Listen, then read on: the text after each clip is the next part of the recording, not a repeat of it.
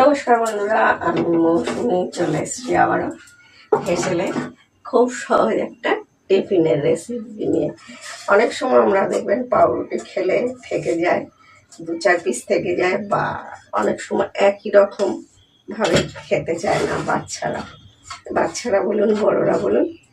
এইভাবে যদি টিফিনও করে দেন স্কুল কলেজে, বা সন্ধ্যাবেলা যদি চায়ের সঙ্গে হাজব্যান্ডকে দেন, কেউ বলে দেন, খুবই পছন্দ হবে। খুব সহজেই করে নেওয়া যায় এরকম একটা পাউরুটি দিয়ে টিফিন। বেশি কথা বলবো না, সবাইকে ভিডিওটা দেখানোর অনুরোধ রইল। একদম 2-1টা জিনিস লাগে, খুব বেশি কিছু লাগবেও না আমাদের, আর খেতেও অন্যরকম, একদম অন্যরকম একটি রেসিপিটা পুরোটা দেখার অনুরোধ রইল। স্কিপ করে চলে গেলে একদমই বুঝতে পারবেন না। চলুন তবে কি করে আমরা করেছি দেখে নিই, আসুন। অনেক সময় দেখবেন এমনি পাউরুটি খেতে চায় না বা থেকে যায়, সব সময় একইভাবে এরমভাবে যদি টিফিনটা করা হয় খুবই পছন্দ হবে বাচ্চা থেকে বড়। আর নিয়ে নিয়েছি একটা পেঁয়াজ কুচিয়ে, একটা টমেটো কুচি, 10-12 কোয়া মতো রসুন কুচিয়ে, কাঁচা লঙ্কা কুচি, আর লাগবে হচ্ছে একটু সর্ষে আর গোটা জিরে, কারি পাতা।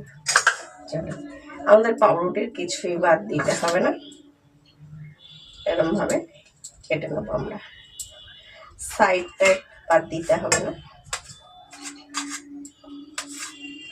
খুবই পছন্দ করা হবে এরকম যদি ভাবে করা হয়। এরকম 4 টুকরো করে নেবো, আপনারা চাইলে আরো ছোট করতে পারেন। আমি 4 টুকরো করে নিচ্ছি পাউরুটিগুলো, আমি 4 টুকরো করে নিলাম। দিলে দেবো, বসিয়ে দেবো একটা ফ্রাই প্যান, দিয়ে দেবো 2 চামচ মতো সাদা তেল। আপনারা যদি মাখমা করতে চান সেটাও করতে পারেন, বা ঘিয়ে। পাউরুটিগুলো, আমার তো পাউরুটি আনলেই প্রায় থেকে যায়, গুঁড়োগুলো দেবো না, একটু পাউরুটিগুলো এপিট ওপিট করে একটুখানি হালকা হালকা কালার হওয়া অবধি আমরা এপিট ওপিট করে উল্টে একটু সেঁকে নেব। বেশ একদম একটা মচমচে ভাব আসবে, আমরা নামিয়ে মানে 4 চামচ হলো 7 চামচ। আপনারা এটা বাটারও দিতে পারেন বা সাদা তেলেও করতে পারেন, সর্ষের তেলটা করবেন না। এদিকে সর্ষে আর জিরেটা যেটা নিয়েছিলাম আমরা একটু চড়বড় করে এই ফুটে আসবে, টাকা কারি পাতার ফ্লেভারটা কিন্তু খুব ভালো লাগে গন্ধটা এর সঙ্গে।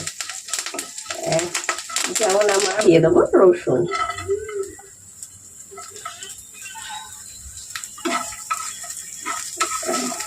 এবার পেঁয়াজটা দিয়ে দেবো। পেঁয়াজটা দিয়ে একটুখানি নেড়েছে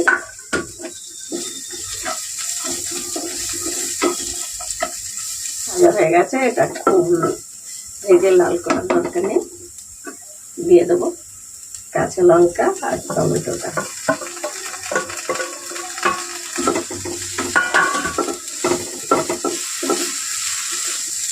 স্বাদ অনুযায়ী নুন দেবেন, পেঁয়াজটা অল্প গলে যাবে। দিয়ে দেবো একটু কাশ্মীরি লঙ্কা গুঁড়ো, কালারটা ভালো হয়। আর দিয়ে দেবো একটু গোলমরিচ গুঁড়ো। আমি বাড়িতে এই গোলমরিচটা হাফ ডাস্টটা, মানে খুব একদম গুঁড়ো করার দরকার নেই, এটা একটু ভেজে করবে।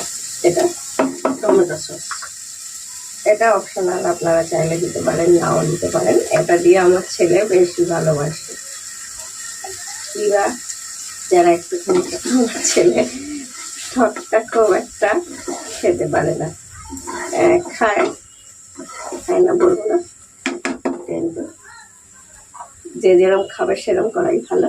এবার দিয়ে দেবো, কত সুন্দর একটা টিফিন দেখুন, কত সহজভাবে আমাদের হয়ে। এরকম যদি বাচ্চাদের করে দেন না, খুব পছন্দ করবে।